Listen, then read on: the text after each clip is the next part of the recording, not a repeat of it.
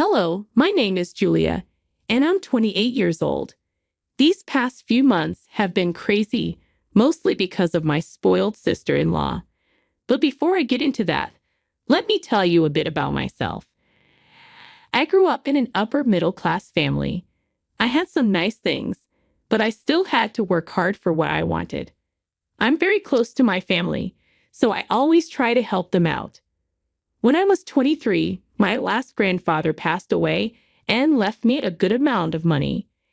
It wasn't enough to buy a house, but I could get a nice apartment close to my family, so I did. A few months later, I met my husband, Shane.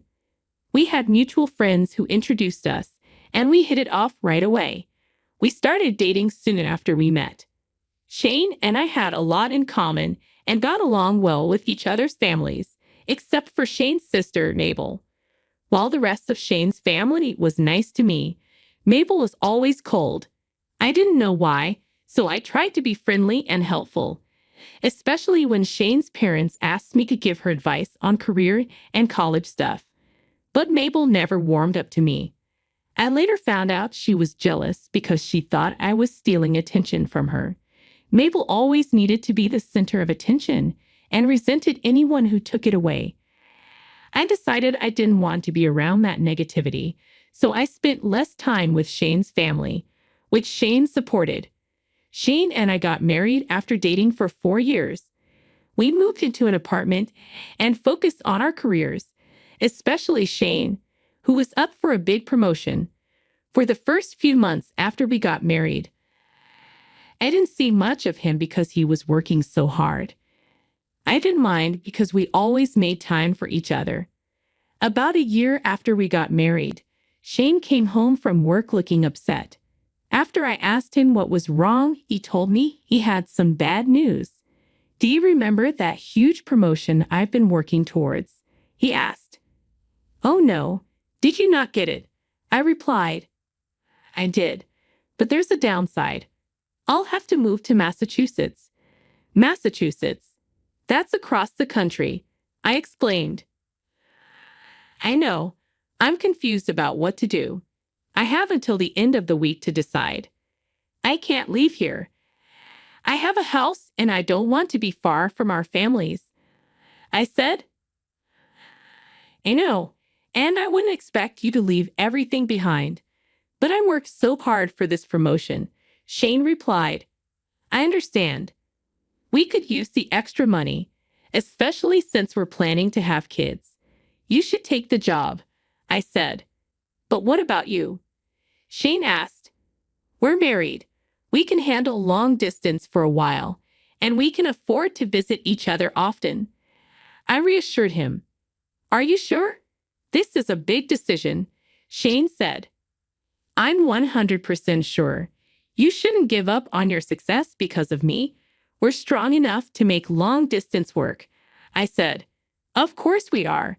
It's just going to be hard to live extended periods of time without you. How often would we even see each other? You can't take that much time off work either." "Calm down, sweetie. I know this is a big change, but we can figure out the details later. For now, let's just celebrate your promotion. Dinner's on me. Let's go." I was devastated, but I knew that if Shane didn't pursue his career the way he wanted, he'd start resenting me. And if I left my comfort zone, I'd feel the same way. After talking about it for a few weeks, we decided it would be best for him to work there for a couple of years. We would visit each other every 3 weeks. It would be tough, but I believed we could make it work. Shane accepted the promotion and was set to fly out in 2 months. Once everything was finalized, like his stay and all that, we told our families. They were sad but supportive. We threw Shane a great farewell party because he would be busy packing up during his last month at home. One day, during his last month, Shane came home with something important to discuss. "Sweetie, how was work?" I asked. "It was good, but I need to talk to you about something." Shane replied. "Oh, what is it?" "Mabel called me today." "How is she? Is everything okay with her? It's been a while since we heard from her." She's doing okay but struggling to find a job. She asked if we could help her out. Of course. Did you ask her to send her resume to you? I can pass it on to a few people too. Yeah, I did, but she also asked for one more thing. What is it? She wanted to stay here for a few months. Wait, why? She wants a change of scenery. Apparently, my parents are bugging her too much, and she's fighting with them a lot. What do you think we should do? I mean, I love her, but these are your last months here before your big promotion. Don't want you to deal with anything you don't want to. And no offense, but Mabel can be difficult. I know, but she's family. It feels wrong to turn her down. Don't you think it's odd that she only asked after you told your family about the job? What do you mean? I mean, she doesn't like me, so it's odd that she asked knowing it will be just her and me here. You're right, it is odd. But I don't think she means any harm. If she does, we can just ask her to leave. That's true. So you're going to tell her she can stay? Yeah, but with a strict deadline to leave. All right, that's fine with me. Are you sure? You're the one who will be living with her? Just say no, and I'll tell her. It's okay. She's family, and I shouldn't let my issues get in the way. Thank you, darling. Hush, this is what family does for each other. To be honest, I wasn't thrilled about Mabel staying with me, but she was family, and I wanted to treat her as such. Shane made sure I was completely on board before telling her to move in. He made it clear she had to move out in 2 months. Mabel agreed and seemed thrilled to stay with us. At first, things went well. Mabel was rarely home, and we didn't set any time restrictions for her. Whenever we did see her, she was nice, and I was glad there was no tension. However, that changed quickly. Just 2 weeks after she moved in, Mabel came down for breakfast one morning, which was rare since she usually slept until noon. She seemed happy and greeted us warmly. Good morning. Good morning, Mabel. Did you sleep well? Oh, yeah.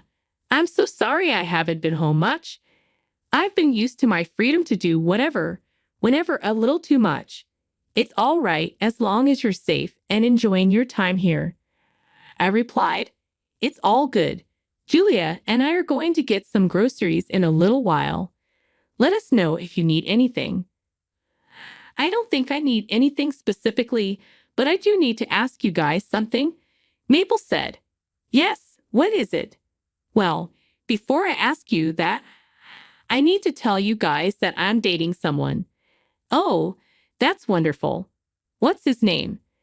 How did you meet him? His name is Nathan, and I met him at a club. A club? Yeah, my friend had a birthday party at this club, and Nathan and I got to talking. He's a really cool guy. How old is he? He's 26, and before you say anything, I know you might think he's a little too old for me, but he seriously makes me happy. Like I said earlier, as long as you're being safe, we have nothing else to say. Yeah, so what is the question you wanted to ask us? Well, Nathan just lost his job, and he's struggling right now. Do you think I could ask him to stay here with me? Absolutely not, I said firmly. What? Why?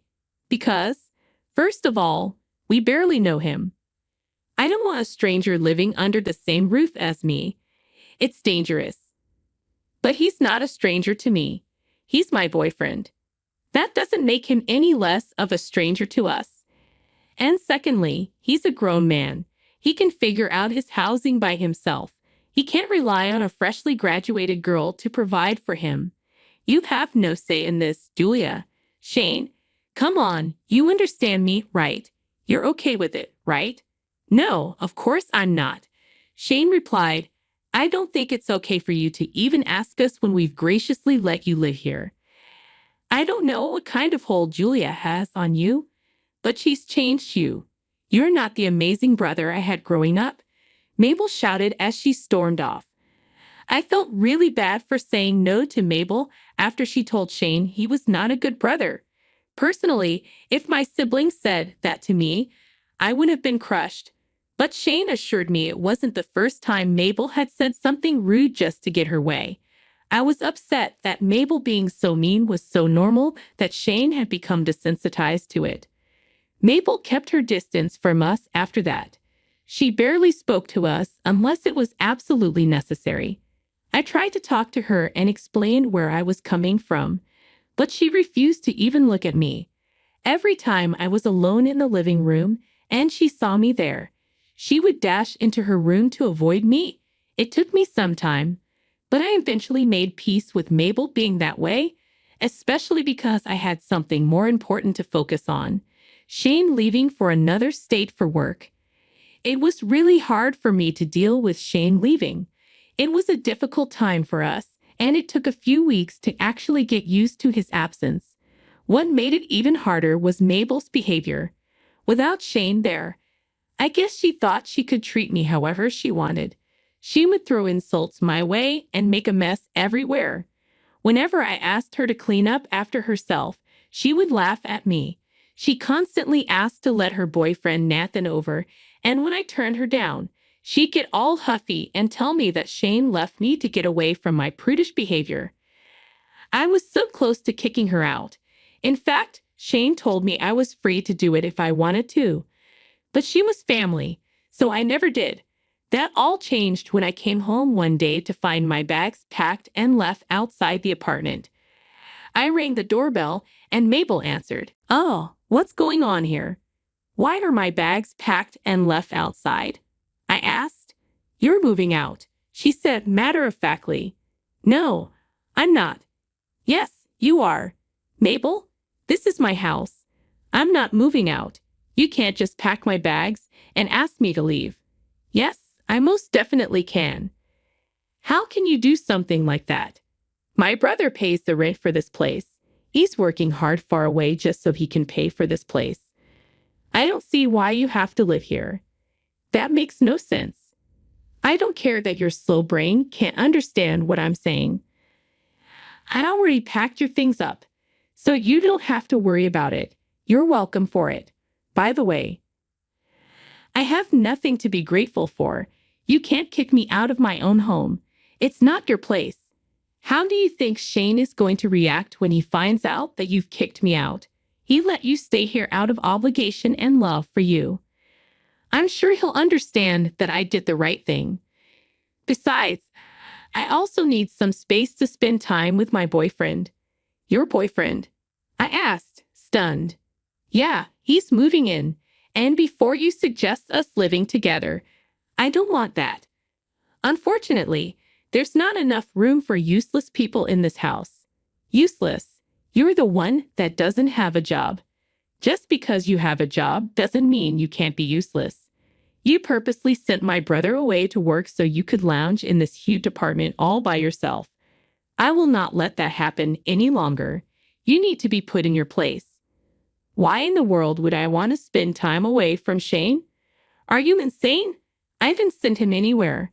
I only supported whatever decision he chose to make. Look, I don't care about all that. You need to leave and take your things with you. You're going to be sorry for this." "Oh, I feel so scared. You know what? Bring it on. Let me see what that pathetic threat of yours can actually do." Mabel slammed the door in my face after saying that. I was shocked at what had happened. Once the shock faded, I was shaking with rage. I tried ringing the doorbell again for a while, but Mabel never answered. I couldn't understand how she could turn on me when I had been so accommodating and tolerant of her behavior. But it did make sense why she would treat me that way, considering she thought that Shane paid rent for the place. It was still no excuse for her to treat me that way. My rage turned into panic and humiliation. I quietly picked my things off the floor and made my way to my car. I didn't know where to go, so I just drove around for a while. I checked the time in Massachusetts before calling Shane to let him know what was happening and what to do about it. "Hi, darling. How are you?" "Actually, not good." "What? Why? Is everything okay?" "It's not. Today, when I got back home from work, I was greeted with all my bags packed. What do you mean? Where was Mabel? Mabel was the one who packed my bags and asked me to move out. What? Why would she do that? She thinks that I'm useless, so you shouldn't have to spend money on rent just to pay for me. She's also moved her boyfriend in to live with her. Oh my God. I'm so sorry that she's behaving that way. There's no need for you to apologize. I'm just upset at her audacity. She did not even seem to care about what your reaction would be to her kicking me out. She thinks that you'll eventually realize that she was right for doing that. That's insane. I would never be okay with that. I'm so angry that I want to give her a piece of my mind right now. You and me both. Do you want to do something about it? I'm only asking because I want you to know that I'm going to support you no matter what you do. I don't really know what to do. Mabel clearly doesn't know that the apartment belongs to you. Maybe there's some legal action you could take. Oh yeah, of course. I do have an idea, but I don't exactly know how you feel about it. What do you mean? I could report her as a trespasser, and she would be escorted out by the police. It might even go on her record. That's a great idea. I was getting tired of her entitled behavior, and this is just the last straw. I will not have her kick you out of your own home. Are you sure? Absolutely. Besides, I really don't like her boyfriend. I'm sure it'll do him good to be taken out by the police. All right. I'll call the police right now and report Mabel. Yeah, just keep me updated about the whole thing. And if you need me to come there, just say the word. I'll let you know about it. But for now, I think I can handle everything. I knew that Shane would be on my side, but I just needed some more reassurance from him. When I got it, I immediately went down to the police station and filed a report against Mabel for trespassing. After proving my ownership of the apartment, the police officer asked me if I wanted to accompany them to my apartment, but I told them that I did not want to see Mabel at that point.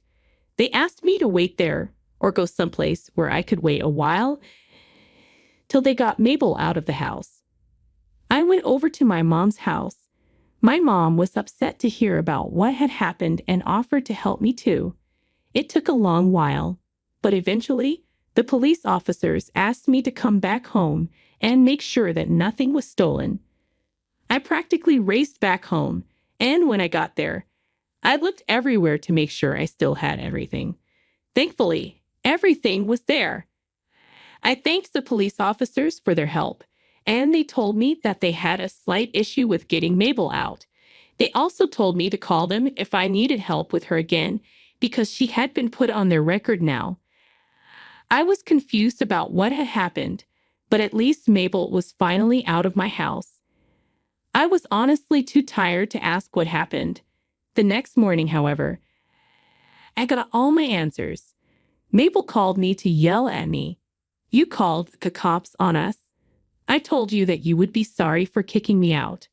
Why would the cops arrest us anyway? We were not trespassing in any way. This was a flat that Shane was paying for, right? No, he wasn't. I know you made up a huge bunch of lies just to get us arrested. Do you even know what's been happening? No, and frankly, I don't care. Have your bags packed, and I need you to come and pick them up by the end of the day. You got Nathan arrested. He's going to go to jail. Oh, how did that happen?